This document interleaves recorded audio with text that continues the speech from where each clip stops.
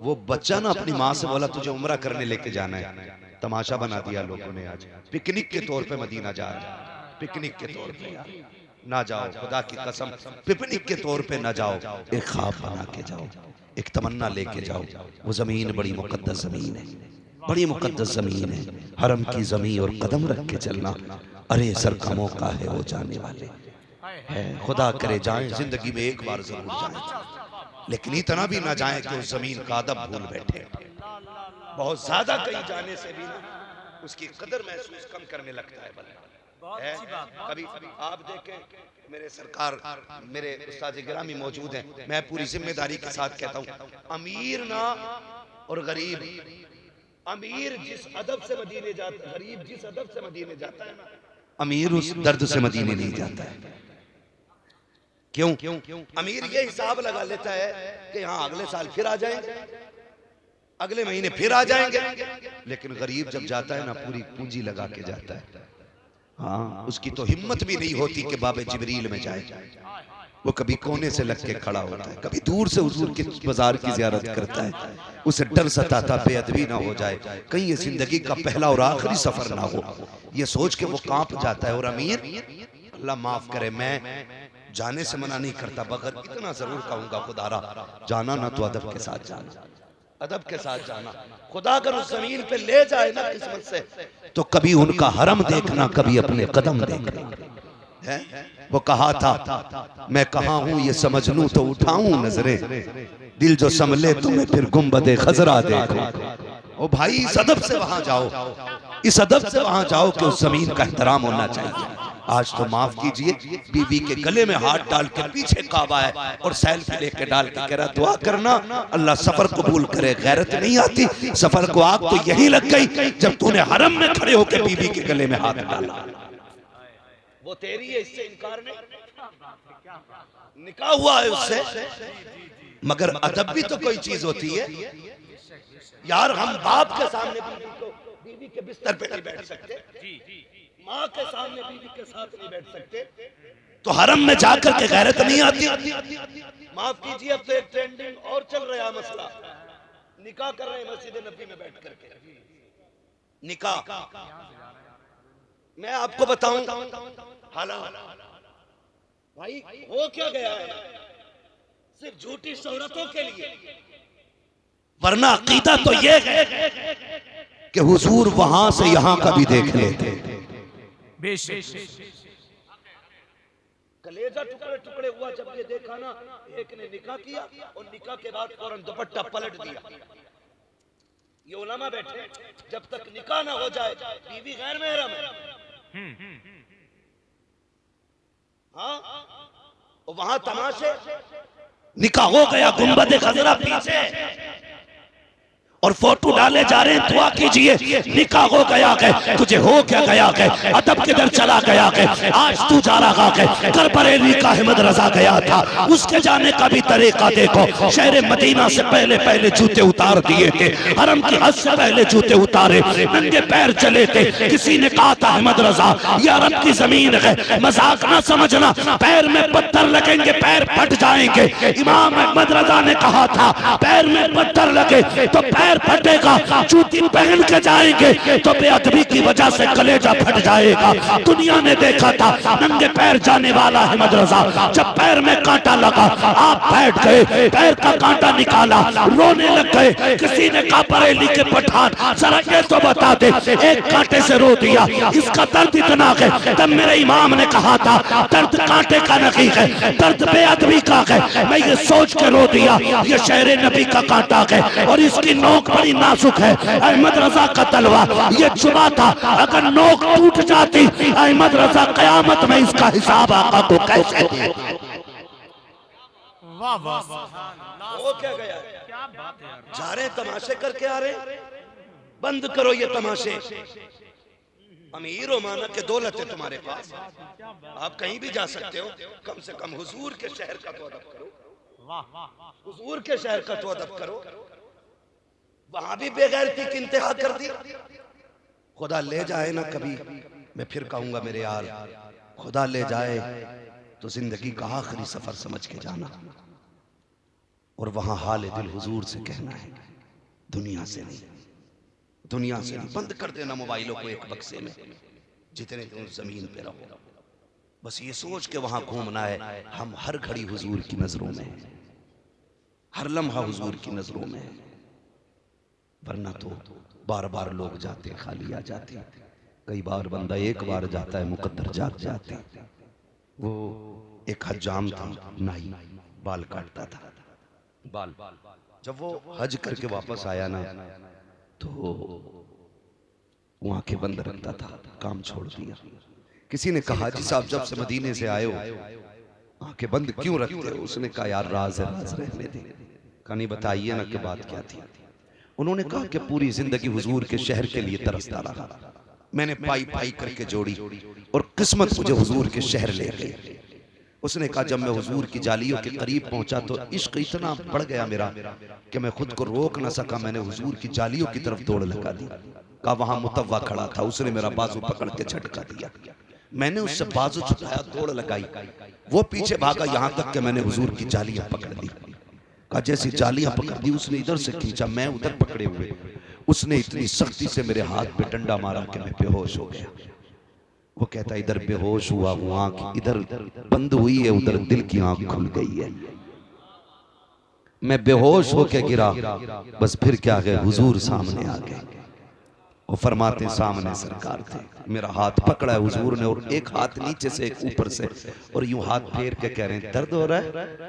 मैंने कहा हुजूर आने नहीं दे रहे थे ये लोग, तो हुजूर मुस्कुरा के कह रहे थे आंसू ना बहा, यार तक आने के लिए चोट खानी पड़ जाती है।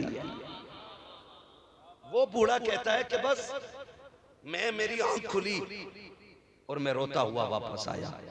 कहता आज भी इस उम्मीद में आंखें बंद करे रहता हूं, काश फिर से वो लम्हा हो जाए, फिर से हुजूर आ जाए, फिर से मुस्तफा की ज़ियारत हो जाए। ओ भाई ये है इश्क मुस्तफा, खुदा ले जाए तो अदब से जाना, अदब से जाना। आज भी हुजूर सबको देख रहे, सबकी सुनते हैं मुस्तफा। हाँ अल्लाह तौफीक दे तो करे। मैं कह रहा था खुदा तौफीक दे मदीने जाना तो अदब से जाना, लिहाज कीजिएगा। मैं बस आपसे इतना कहूँगा, आज ना कोई भी काम दुनिया के लिए ना करें, दुनिया के लिए ना करें। हम सारे काम दिखावे के करते हैं, दिखावे के करते हैं। बस मैं मौजू पे पलट के आऊं, वक्त बड़ी तेजी से गुजर रहा है। हाँ तो वालिदा से कहने लगे अम्मी मैं पढ़ना चाहता हूँ, मखदूम माजिदी याद है ना, मैं पढ़ना चाहता हूँ। आज तो लोग टांग खींचते हैं, अगर कोई पढ़ाने का काम करना शुरू कर दे, मदरसे बनाए तो लोग कोई एप्लीकेशन दे देता है, कोई थानों में मुखबरी करता है। हजरत ये देखा लॉकडाउन हुआ, कोरोना का दौर गुजरा ना, तो कुछ लोग चुपके से बच्चों को कुरान जिनके 17, 18, 20 पारे हो गए थे, उनको हमारे उलमा ने ना जब घर में पढ़ाना शुरू किया ना, तो कुछ शैतान फितरत लोग ना फोन करके कह रहे देखो इनके यहाँ 10 बच्चे पढ़ रहे हैं। मैं कभी कभी सोचता हूँ जो मदरसों के मुखालिफ है, जो मस्जिदों के मुखालिफ है, जो कुरान के खिलाफ रहते, वो किस मुंह से हुजूर के सामने जाएंगे क़यामत में? मेरी समझ में बात नहीं आती। जन्नत भी उन्हीं की है, कौसर भी उन्हीं का है। अभी भाई हमारे गुलाम गौस गजाली ने पढ़ा था कि फकत इतना सबब है इनेकादे बज़्म महशर का कि उनकी शान महबूबी दिखाई जाने वाली है। नाज़िर रज़ा साहब बड़े नकीब हैं, ऐसे हजारों शेर इनको आते होंगे, लेकिन नहीं आया तो अभी हमारी समझ में नहीं आया। हमें तो खतीब वो चाहिए कि जो हंसा दे, चटकुले सुना दे, मूड बन जाए। जलसों में मूड बनाने ना आया करो, खुदा तौफीक दे तो जलसों में तकदीर बनाने आया करो। बहुत दिन हो गए मौज लेते लेते, खुदा करे कि हमारी आपकी जिंदगी का आखिरी जलसा हो और सूरज सुबह का न देखे। नसीब वाला होगा वो जब आखिरत में किताब खुलेगी, पूछा जाएगा आखिरी महफिल कौन सी थी, तो कहा जाएगा तेरे महबूब की महफिल सजा के बैठे थे। हमारी इब्तिदा अज़ान से हुई है, इंतहा नमाज में होनी है। तो ये मौके जिंदगी में बार बार नहीं मिलते। होगा कोई पठान, जमींदार, चौकीदार, औकात उसकी जूती बराबर, जो हुजूर का नहीं है वो किसी का नहीं है।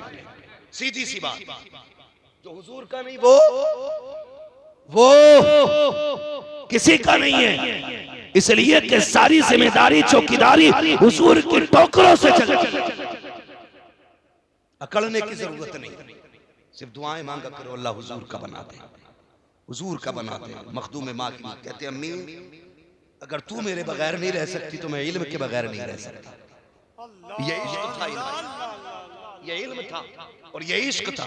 आज कहते क्या करेंगे मौलवी बनके इमामत, तुझसे किसने कहा कि इल्म इमामत के लिए होता है?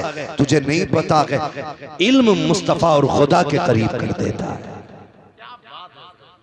वरना लाओ कोई ऐसा जमींदार जो कहे मरते टाइम कुरान नहीं चाहिए। हमने बड़े बड़ों को देखा जो चंदा मांगते टाइम मुंह बिगाड़ देते। ओ सैयद साहब ये मदरसा इसलिए खोला है ताकि बच्चे पल जाएं। ये चंदा इसलिए कर रहे हो जलसे का ताकि साल भर का खर्चा चल जाए। क्यों इतना दे दिया तुमने कि जो इनके घर का साल भर का खर्चा चलेगा? इतना दे दिया इनके बच्चे पल जाएंगे। सुन और कान खोल के सुन, कोई भी आलिम कोई भी दीन वाला तेरे टुकड़ों पे नहीं मदीने वाले के टुकड़ों पे भला करता है। और हम तो कहते हैं तेरे टुकड़ों पे पले गैर की ठोकर पे लगा, झड़कियां खाएं कहां छोड़ के सदका दे। मखदूम मागिनी क्या कह रही, अम्मी मैं इल्म के बगैर नहीं रह सकता। सुने जो माँ के नाफरमान, बहुत गौर से मेरी बात सुन। माँ ने कहा बेटे मैं तेरे बगैर नहीं रह पाऊंगी, बता इल्म चाहिए या माँ चाहिए? इल्म चाहिए या माँ चाहिए? ख्याल आया इल्म फिर भी सीख लेंगे, माँ चली गई तो फिर नहीं मिलनी है। कहने लगे बस माँ चाहिए। और ये कह के रोते हुए अंदर चले गए। माँ ने बेटे को रोते देखा ना, माँ माँ होती है। वो भाई जो रुतबे 12 साल की रियाजत से नहीं मिलते ना, वो माँ के 2 जुमलों से मिल जाया करते हैं। ये भी याद रखिएगा, 12 बरस के रत जगह वो नहीं देते जो माँ के 2 जुमले दे दिया करते हैं। रोते हुए अंदर गए ना, माँ ने हाथ उठा दिए, अल्लाह तू जानता है ना मेरे बेटे ने इल्म छोड़ दिया मेरे लिए, अल्लाह मेरे बेटे के इल्म का घर ही पे इंतजाम फरमा दे। अल्लाह मेरे बेटे के इल्म का घर पे इंतजाम फरमा दे। ये माँ के जुमले निकले, आप बेकरार थे, रोते हुए समंदर के किनारे चले गए। जब गए बैठे थे एक पत्थर पे, देखा सामने से ना खूबसूरत दुर्वेश नजर आए, सफेद कपड़े सफेद लिबास, बेहतरीन खूबसूरत चेहरा। देखा आपके करीब आ रहे हैं, आप पत्थर पे बैठे हुए ना आप आंसू बहा रहे थे। उन बुजुर्ग ने आके कंधे पे हाथ रख के कहा बेटे खैर तो है? कंधे से हाथ हटा के कहा बाबा अपना काम करो, मुझे मेरे मामले पे रोने दिया जाए। आप कहते हुआ क्या? कहा जाइए मुझे मेरी तकदीर पे रोने दीजिए, मेरे मुकद्दर में इल्म नहीं है। कहा बताओ कहना क्या चाहते हो? कहा बाबा ये दुनिया है, यहाँ लोग रो के सुनते हैं, हंस के उड़ा देते हैं, आपसे क्या दर्द दिल कहना? कहते हैं बता तो सही बेटे, शायद कि मैं तेरे काम आ जाऊं। आने वाले ने इतना कहा। हजरत मखदूम माकिनी कहते हैं बाबा जी बात यह है कि मुझे इल्म से इश्क है और मेरी माँ को मुझसे इश्क है। माँ कहती है तुझे नहीं जाना है, मैं कहता हूँ मैं इल्म नहीं छोड़ सकता। हजरत जी मैंने माँ के लिए इल्म का रास्ता छोड़ दिया है, इतना सुनना था। मखदूम माकिनी से आने वाले बुजुर्ग कहते हैं बेटे परेशान क्यों होता है, आंसू पोंछ ले, आज एक वादा करते हैं तू यहीं आया करना पढ़ने के लिए, हम यहाँ आते रहेंगे पढ़ाने के लिए। मखदूम माकिनी कहते हैं आप हो कौन, आपका भरोसा कैसे किया जाए? आने वाले ने कहा मुझे नहीं जानते हो, मुझे खिज़्र कहा जाता है, मैं तेरी तालीम के लिए आया हूँ। हजरत मखदूम माकिनी कहते हैं क्या आप वही खिज़्र हैं जिनके किस्से माँ ने सुनाए हैं? क्या वही खिज़्र हो जिनकी दास्तान चूल्हे पे बैठ के सुनी है? कहा बेटे मैं वही खिज़्र हूँ। कहा आए किस लिए हो? कहा तुझे पढ़ाने आए हैं। खुशी खुशी कहते हैं तब तो मैं आता रहूंगा। हजरत खिज़्र कहते हैं मखदूम बेटे बात सुनो, एक वादा कीजिएगा कि ये राज किसी से बताओगे नहीं कि मैं तुम्हें पढ़ाने के लिए आता हूँ। जब तक ये राज रखेगा हम पढ़ाने आते रहेंगे। मखदूम पाक ने वादा किया आप पढ़ने आते रखे, ये पढ़ाने आते रखे, लेकिन माँ तो माँ हुआ करती है, आप तो पहल के वक्त में आ जाते, मखदूम माकिनी पढ़ते, फिर शाम को वापस जाते। एक दिन माँ ने कलाई थाम ली, कहा मखदूम मेरे लाल। कहा जी अम्मी। कहा रोज दोपहर को चले जाते हो, मैं तलाश करती रहती हूँ कहाँ जाते हो? बेटे तेरे बगैर जी नहीं लगता है। आज माँ ने पूछ लिया है जाते कहाँ हो? दिल तो कहता था झूठ बोल दो, लेकिन इश्क ने कहा जब पहले माँ के लिए इल्म का रास्ता छोड़ा, रब ने खिज़र भेज दिया था। आज फिर माँ को इख्तियार दिया जाए, अल्लाह फिर कोई रास्ता दे देगा। ओ यार, माँ बाप से वफा किया करो, माँ बाप से मोहब्बत करना प्यारे। हजरत मखदूम माकिनी कहते हैं, अम्मी जान एक राज है। का कौन सा राज है? कहते माँ बता नहीं सकता। का क्या बात बेटे, ऐसा कौन सा राज है जो माँ से छुपा रखे हो? तब मखदूम माकिनी ने कहा था, अम्मी मुझे खिज़र पढ़ाने आते हैं, मैं रोज उनसे पढ़ने जाता हूँ। माँ खुश हो गई, सीने से लगाया, कहा बेटे रोज पढ़ने के लिए जाना। जब इतना कहा रो दिए, कहने लगे माँ अब खिज़र को नहीं आना है। कहा क्यों? कहा उन्होंने वादा किया था कि अगर किसी से बता दोगे तो हम आना बंद कर देंगे। इतना कहा, चीख मारी और घर से रोते हुए निकल गए। दिल ने कहा चलो मखदूम उस जमीन पे चलते गए जहाँ उस्ताद आकर के पढ़ाया करते थे। उस्ताद ना सकी, उनके बैठने की जगह देख लेंगे, दिल को करार आ जाएगा। लेकिन सुन प्यारे, जैसे कि मखदूम माकिनी निकले गए, हर दिन का उसूल ये था कि मखदूम पहले जाते थे, खिज़र बाद में आते थे। लेकिन आज जो जा रखे हैं, खिज़र पहले आ गए हैं, मखदूम बाद में जा रखे हैं। जाकर के क्या देखते हैं, हजरत खिज़र बैठे हुए हैं, जाके कदम पकड़ लिए। कहा हुजूर आपने तो कहा था राज खुल जाएगा तो नहीं आएंगे, आज क्यों आ गए हो? मैंने तो माँ से बता दिया था। हजरत खिज़र कहते हैं, बेटा सुनो, हमने जो कहा था वही सच है। हमने कहा था पढ़ाने नहीं आएंगे, आज भी पढ़ाने नहीं आए हैं। कहा फिर क्यों आए हो? कहा जब तू घर से चला था माँ ने तेरे आंसू देखे थे, तेरी माँ ने मुसल्ला बिछाया, हाथ फैला के कहा था ओ मेरे मालिक, मेरे बेटे के मालिक, तू मेरा भी मालिक है, खिज़र का भी मालिक है। ए मेरे परवरदिगार, मेरे बेटे ने मेरी खुशी के लिए खिज़र जैसे उस्ताद की कुर्बानी दी है। अल्लाह मेरे बेटे के लिए हर दिन की दरसगाह से बेहतर इंतजाम कर दे। कहते सुनो बेटा, जब तुम्हारी माँ ने इतना कहा, रब ने कहा जाओ खिज़र, जाकर के मेरे बंदे के पास आज पढ़ाना नहीं है बल्कि सीने से सीना लगाना, जितना हो सके उसको सीना बसीना इल्म सीने में उतार दे। नारे तकबीर, नारे रिसालत, अज़मत औलिया कॉन्फ्रेंस, मसलके आला हजरत उर्से अहमदी, सरजमीने बसंतपुर शरीफ। ये तो हो ही नहीं सकता, वली हो और इल्म से दोस्ती ना हो ही नहीं सकता। वली हो और इल्म से दोस्ती ना हो। हाँ ओ भाई, शैतान को सबसे बड़ी खुशी, हमारे उस्ताद ने हमें बचपन में ये बातें पढ़ाई थी, शैतान को सबसे ज्यादा खुशी तब होती है जब किसी बच्चे को मदरसे से रोक लेता है। समझ रहे मेरी बात? सबसे ज्यादा खुशी तब होती है जब किसी बच्चे को मदरसे से रोक दिया जाता है, और सबसे ज्यादा दुख तब होता है जब कोई बच्चा मदरसे में जाके बैठ जाता है। हम नहीं जानते मदरसा क्या है, हमारी आंखें नहीं खुली। आंखें तब खुलेगी जब हॉस्पिटल में होंगे। हमें तो करोड़ों रुपए की जायदाद पे घमंड था ना कि ये करोड़ों की संपत्ति है, बेटा ऐसा इंजेक्शन लगवाएगा कि हम मरते मरते कूद के खड़े हो जाएंगे। खुदा की कसम, जब अल्लाह गिराता है ना, कोई माई का लाल उठा नहीं सकता है। ये याद रखिए। आज हम कितनी जलील करते हैं, हमारे उस्ताद गिरामी बैठे, ये तमाम तो उलमा बैठे, मदरसों की जिंदगी हमने देखी। मदरसे कफील होते हैं हमारे, और ये मदरसों की देन है जो आज सरों पे टोपियां सलामत है। ये मदरसों की अता है जो आज चेहरों पे दाढ़ियां सलामत है। अगर मदरसे ना होते तो आज कोई जनाजा पढ़ाने वाला नसीब नहीं होता। बताओ क्या वजह है जो दुनिया तुम्हारे मदरसों के पीछे है? क्यों बंद करना चाहते मदरसों को? क्यों जेलों में डालना चाहते उलमा को? जानते हैं ये दो चीजें बंद कर दो, एक उलमा का मुंह और दूसरे मदरसे, फिर इस कौम को तबाही से कोई नहीं बचा सकता है। यही वजह है जो हमें बंद करने की कोशिश की जाती है। अल्लाह भला करे इन तमाम उलमा का। पहले से बेटों के मदरसे कसरत से होते थे, अब तो बेटियों के मदरसे भी कसरत से हो गए। रोक के तो दिखाओ कितना रोकोगे। हाँ भाई, कोशिश करें। हम अपनी जिंदगी के दुख होता है, गैर खिलाफ बोले मदरसे के तो समझ में आता है कि भाई ये दुश्मन है मदरसों का। लेकिन जब अपनी बंदा यानी खुदा का कलमा पढ़ने वाला, हुजूर का लाए हुए दीन का दावा करने वाला कहता हो जी ये मदरसे खाने पीने के बस चोंचले हैं, तब आग लगती है पेट में। यहाँ 4 दिन लेट के देख बेटे, अगर छठी का दूध याद ना जाए तो बात करना। क्या बात? फजर में उठ के 2 मिनट नंगे पैर चल ले तो इसका सर फेफड़े सारे जाम हो जाते हैं। सलाम करते हैं मदरसा चलाने वालों को, सलाम है इन पढ़ने वालों को जो पूरी सर्दी ठंडे फर्श पे बैठ के कुरान पढ़ के गुजार देते, नज़ला तक नहीं होता है। वजह क्या है? वजह यह है कि मदरसे वाले सिर्फ तेरे मेहमान नहीं, ये मदीने वाले के मेहमान होते हैं।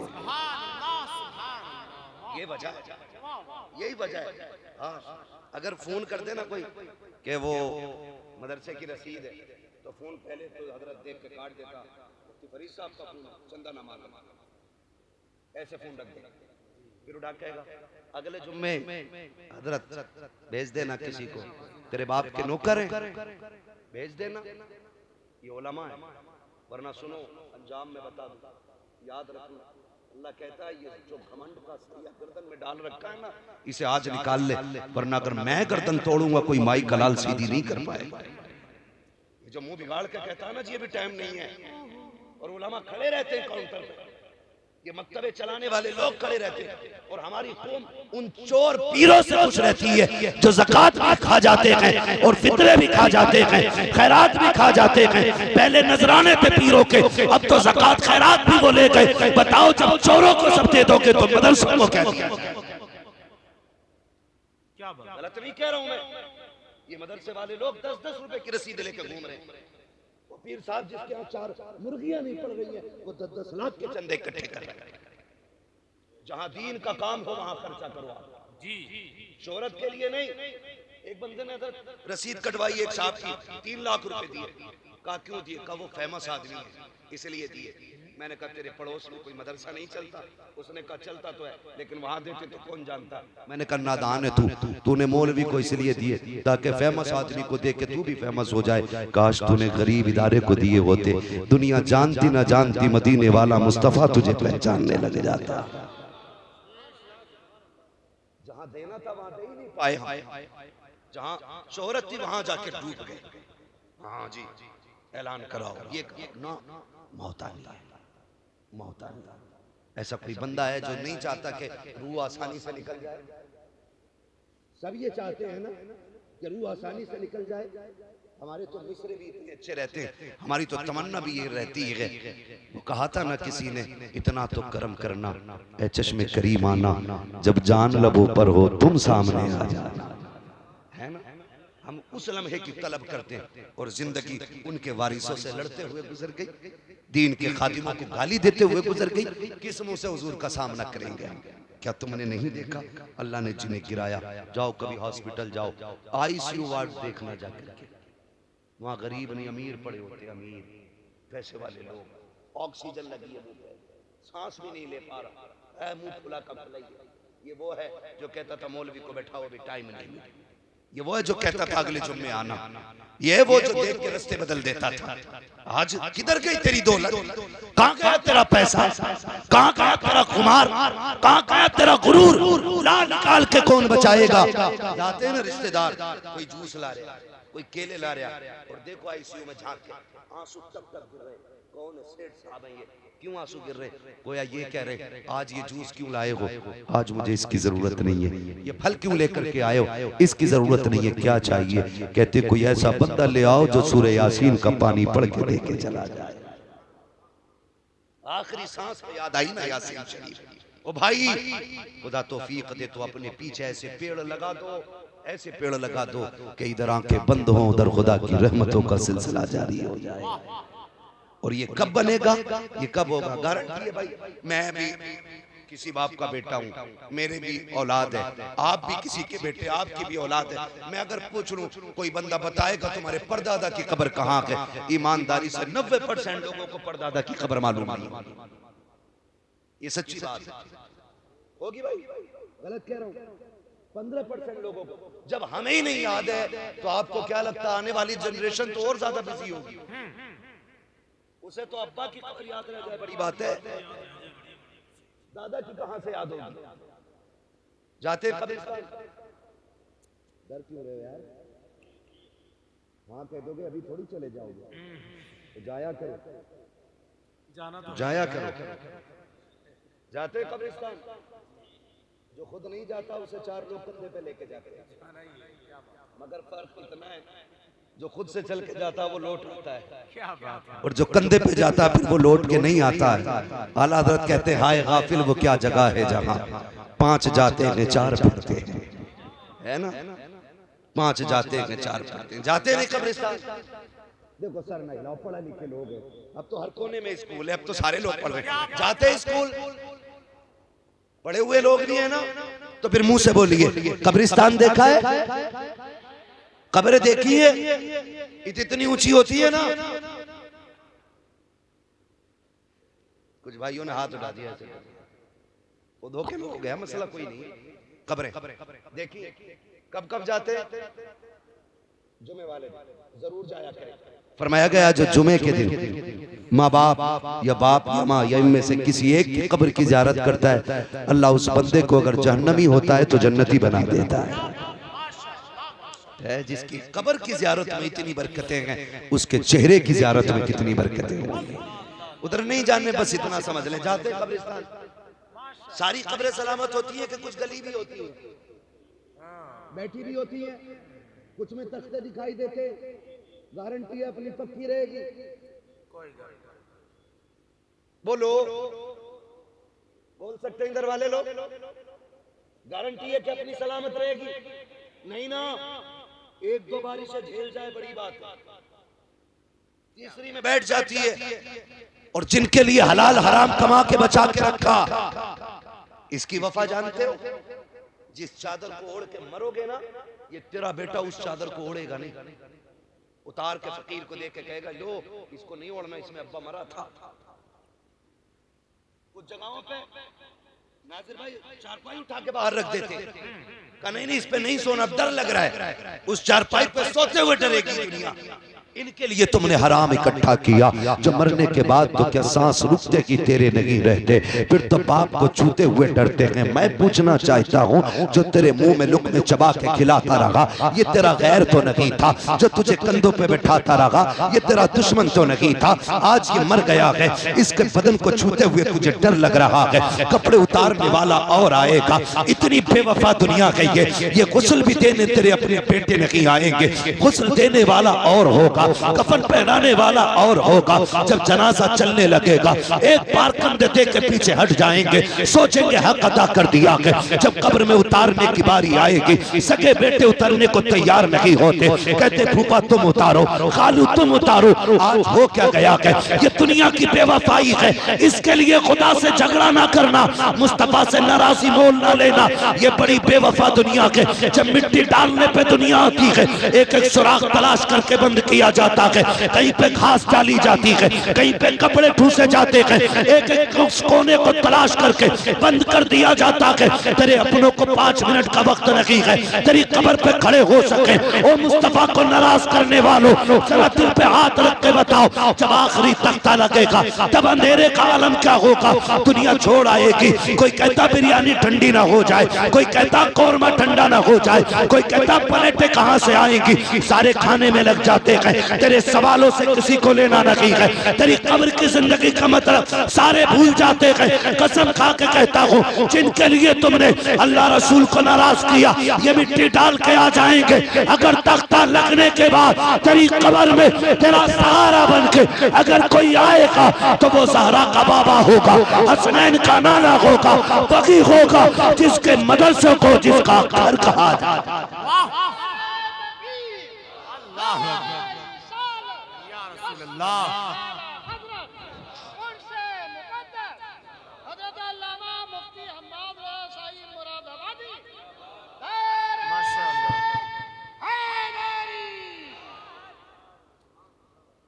इसलिए जो कब्र में काम आए उससे वफा करो जी। जिसकी वफा दिखावे की है, उसके लिए अल्लाह रसूल को नाराज न करो, उसके लिए अल्लाह रसूल को नाराज न करो। कब्रें होती हैं, बैठ जाती हैं, फूल तो बड़ी बात है, हमें मिट्टी डालने की भी फुर्सत नहीं होती।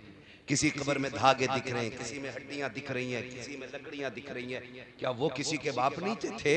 आज उनकी औलाद को दुनिया ने इतना घेरा है कि अब्बा की कब्र पे जाके मिट्टी डालने का वक्त नहीं है। आज मिट्टी डालने का वक्त नहीं है। बड़ी बेवफा दुनिया है, बड़ी बेवफा दुनिया है। धोखे में ना आना मेरे भाई, धोखे में ना आना, बचो और अपने आप को बचाओ। ऐसे काम कर जाओ कि कोई हाथ ना भी उठाए, तब भी कब्र में जन्नत की ठंडी हवाएं आती रहे। ऐसा काम बता दूं, हमारे यहाँ एक उसूल है नादिर भाई, कि जब कोई मरता है ना हज़रत, तो सबसे पहले मार्केट जाके ना कुरान की पेटी का दिया होता है, यही होता ना, कुरान की पेटी का दिया और उस पे लिख देता पर ईसाले सवाब चुम्मन खां मद्दन खां अच्छन, किसी का नाम हो तो बुरा ना मानना, मैं काली मिसाल के तौर पे ऐसे समझाने के लिए ले रहा हूँ। ये ना सोचा मौलवी जीते जी मार गया भाई। अल्लाह आपकी जिंदगी में बरकतें करे और आपका साया आपकी औलाद के सर पे दराज फरमाए। बड़ी दौलत होती है माँ बाप की भी। बस आखिरी लम्हों में चंद बातें मैं कह जाऊँ आपसे। तो एक पेटी ले आते, पेटी ला के ना उस पे अब्बा का नाम डाल के मुसल्ले के सामने रख लेते हैं। 5 टाइम आके पेटी पे अब्बा का नाम पढ़ रहे, आप कुरान पढ़ने की 1 मिनट फुर्सत नहीं, खाली अब्बा का ही नाम पढ़ता है। ये हमारे अब्बा के नाम की पेटी है। ये मेरे उस्ताद गिरामी तशरीफ फरमा, मैं कसम खा के कहता हूँ रखे रखे सवाब नहीं पढ़ेगा कोई तभी सवाब नहीं। और कई गांवों में तो कुरान की पेटियां इतनी हो गई हैं कि मुसल्ले तक आ गई, मेहराब में पेटियां, इमाम बाहर हो गया, इधर सजदा करता तो कभी कोनी खड़बड़ा जाती है पेटी में, कभी टोपी लग जाती है पेटी में जाके, लेकिन पेटियां ही पेटियां, पढ़ने वाला कोई नहीं।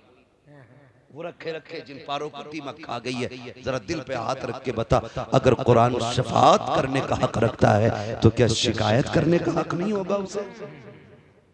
क्या वो ये नहीं कहेगा अल्लाह से कयामत में कि ये रोज आता था, मुझे पेटी में पैक करके चला गया, दीमक खाती रही, इसे मुझे खोलने का भी वक्त नहीं था?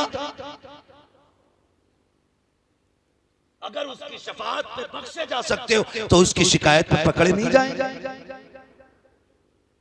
जिसे देखा वही पेटी, जिसे देखा वही पेटी। ओ भाई काम अगर करना है ना, खुदा तौफीक दे तो इतना करे। मदरसा है ना बन रहा है जी जी जी, लिंटर पढ़ना रह गया। मैं बताऊं आपको, ये बात याद रखना, जाओ किसी भी पीर से पूछ लेना, वो आया था एक फकीर बता के गया था। मैं बताता हूँ सुनो, ये मदरसा है, अगर कोई चला गया है और चाहते हो इसाले सवाब उसके लिए करना, या अपनी औलाद से पहले खुद अपने लिए कुछ करना चाहते हो ना, तो वक्त है इस कैलेंडर पढ़ने वाला है, इसमें हिस्सा लेना। अगर छत में आपका पैसा लग गया ना, तो तेरा बेटा, तेरा पोता, परपोता तेरे लिए हाथ उठाए ना उठाए, जब भी इसके साये में बैठ के कोई भी कुरान की तिलावत करेगा, इधर तिलावत शुरू होगी, तेरी कब्र में खुदा की रहमत शुरू हो जाएगी।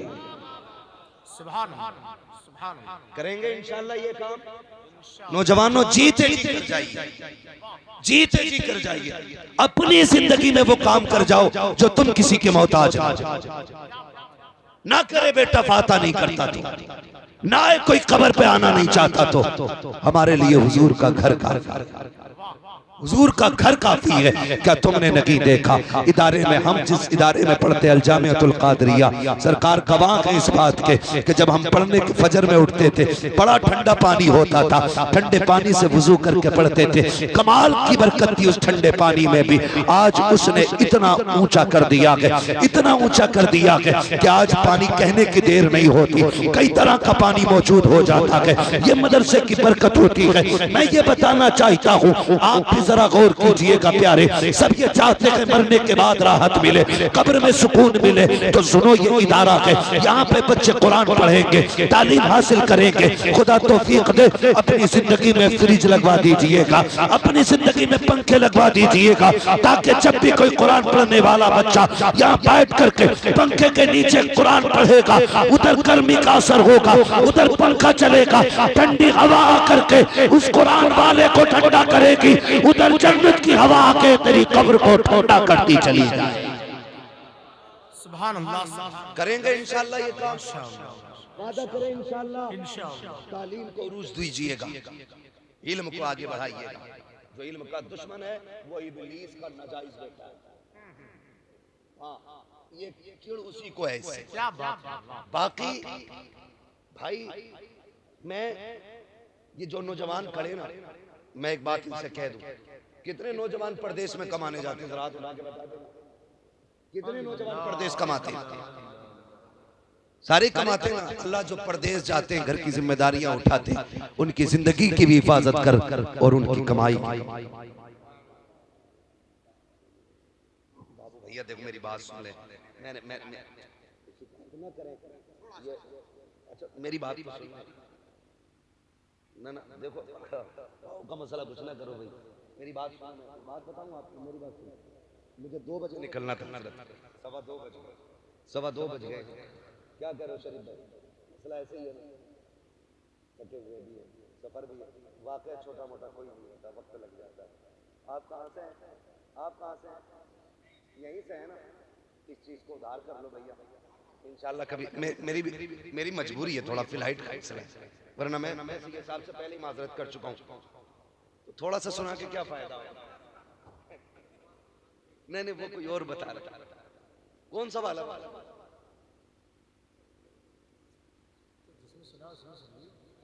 तो मोबाइल में सुन लेते।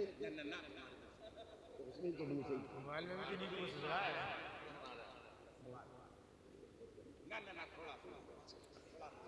भैया यार बैठ जाओ यार, गद्दा।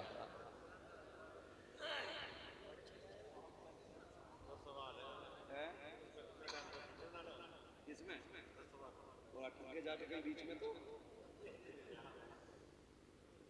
है ना। मैंने कहा परदेश जो रहते हैं अल्लाह उन्हें सलामत रखे, और मुश्किल जिंदगी है, मुबारकबाद के मुस्तहिक हैं जो पूरी जिंदगी अपने घर वालों को संभालने में लगा देते हैं, ठीक है ना। जो परदेश रहते हैं वो तो रहते ही हैं, और जो देश में रह के उनकी कमाई के नए कपड़े पहन के कॉलर खड़ा करके घूमते हैं ना, उनसे पूछो क्या करते हो। एक भाई सऊदी में है, पता चलता है ये इतना बड़ा ठलुआ है जो सऊदी में है, उसके कमाई के कपड़े पहन के ये नेता बना घूम रहा है। हाँ, और जब वो 10 साल में पलट गया सरकार, तो वो 0 का 0 ही है। पता चला ये नेताजी खा गए सारी कमाई, उसे चुनी करनी है। तो उनके साथ इंसाफ किया करो। जो 8 साल 10 साल वतन से बेवतन रहते हैं, मुश्किल होती है वतन की कसम से। वतन की जो परदेश की ईद है ना, वो अपने यहाँ की मौत से भी ज्यादा बदतर होती है। इनका दर्द समझा करें, इनका ख्याल रखा करें। जब परदेश से अगर लौट के आया करें ना, इनकी जिम्मेदारियां ये हैं घर वालों की कि उनके लिए उतना बचा के रख दे ताकि वो यहाँ के इज्जत की रोटी खा सके, ठीक है ना। तो मैं जो कह रहा था, जो लोग परदेश रहते हैं उनसे मेरी गुजारिश है, रहते ना दुआओं की सबको जरूरत होती है कि नहीं? बोलो, आपसे होते रहते। एक नौजवान एसी फिटिंग कर रहा था, इधर बहराइच साइड का नौजवान था, गिर गया, मर गया। ठेकेदार ने कहा कि नहीं मैंने बुलाया ही नहीं था काम पे। ये दुनिया बड़ी मतलबी है, जब तक सांसें चल रही हो आप काम के हो, मर गए आपको पहचानते भी कोई नहीं। सुने, आप फिर वो बीमा करो जिस बीमे की गारंटी मदीने से आया करती है। मैं आपसे बता दूं, अगर परदेश रहते हो ना, अपनी कमाई का कुछ हिस्सा मदरसे पे लगाया करो, कुरान वालों पे लगाया करो। सिर्फ इतना आप दे दें, और मदरसे वालों की जिम्मेदारी है ये बच्चों से इतना कह दें कि जिसने ये दिया कि उसके लिए हाथ उठा दे। कसम खुदा की कहता हूँ, एक नौजवान ने मुझे फोन करके कहा हजरत वो दुआ करना जरा, कल गाड़ी एक्सीडेंट से बच गई। मैंने कहा क्या हुआ? बोले आंख लग गई थी, काफी दूर तक सोते सोते चला लिया। मैंने कहा अच्छा, रोड भी सीधा था? कहा जजमेंट भी अच्छा था, नींद में भी स्टेयरिंग नहीं बहका। मैंने कहा पगले, नींद में तो बड़े अच्छे अच्छे गिर जाते हैं, तुझे क्या लगता है कैसे बचा? मैंने कहा बता करता क्या? उसने कहा जब भी चक्कर लगा के घर आता हूं ना, तो मैं अपनी कमाई का कुछ हिस्सा मदरसे के बच्चों पे खर्च करता हूं। मैंने कहा तेरे तजर्बे ने नहीं बताया, तुझे कुरान वाले की दुआओं ने बचा लिया था। क्या बात है। वक्त कम है बेटे, वक्त कम है, बरा बस सुन ले जरा सी बात, है ना। तो मैंने ये बात कही, इसलिए आपसे गुजारिश है आप जो है ना दुआओं का जखीरा इकट्ठा करें, और अब वापस बाहर जाते हैं ना तो अपनी हिफाजत के तौर पे दुआओं वाले लोग रखें, दुआएं वाले लोग रखें। मैं थोड़ा सा जिक्र छेड़ के खत्म कर दूंगा मेरे भाई, ठीक है ना। मैं बस खत्म कर दे रहा हूँ। मौलाए कायनात मौला अली है, तहज्जुद का वक्त है, घर से निकले, साथ में शहजादों को लिया। नहीं दूसरा वाला वाक़या करें ना, सवाल वाला नहीं, वो तो शहादत वाला मैंने शुरू कर दिया था, सवाल वाला। अरे बात सुनो, उनकी शजरे की भी फरमाइश है, आप सवाल कर दे रहे हैं।